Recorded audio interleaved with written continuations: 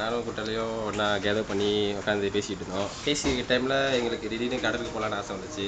கடலுக்கு போகலான்னு ஆசைப்பட்டப்ப எந்த கடலுக்கு போகலாம், டாங்காம்பே போகலாமா ஸ்தூலாங் போகலாமான்னு பிளான் பண்ணியிருந்தோம். அப்போ சொன்ன கூட சொன்னாங்க ஸ்தூலாங் போகலாம், அங்கே ஒன்றும் நல்லாயிருக்கும், நிறைய பேர் இருப்பாங்க சாப்பிட்றதுக்கு. ஸோ கடல் நல்லாயிருக்கும், லெப்பா பண்ணலாங்க சொல்லிட்டு சரி ஓகே சொல்லிட்டு நாங்கள் ஸ்தூலாங் போகலான்னு பிளான் பண்ணிட்டோம். இப்போ பிளான் பண்ண பிறகு ரசியாக போய் கிளம்பி போயிட்டு அங்கே போய் உட்காந்துட்டு பேசிக்கிட்டு பாபிக்யூ பண்ணி சாப்பிட்டுட்டு இருந்தோம். பாபிக்யூ பண்ணி சாப்பிட்ற டைமில் நான் உட்காந்துருந்தேன். சரி நண்டு பிடிக்கலாம் அப்படின்னு சொல்லிட்டு பிளான் கொடுத்தேன்.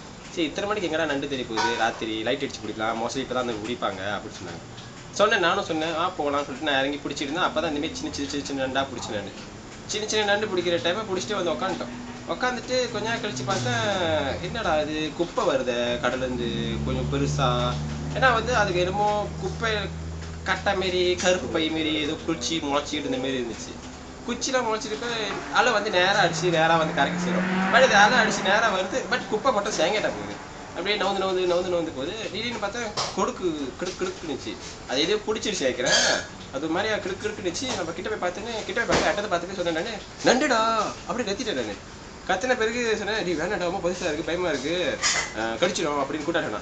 எனக்கு ரெண்டு நான் ஃபேவரேட்டு, சின்ன பிள்ளை தான் நண்டு ரொம்ப சாப்பிட, ரெண்டு நான் ஃபேவரேட்டு அப்போ பிடிப்போன்னு. அப்போ சொல்லிட்டு நான் போயிட்டு கட்டையை தேடி அப்படி கட்டையை பிடி எடுத்துகிட்டு போயிட்டேன் அடிக்கிறதுக்கு.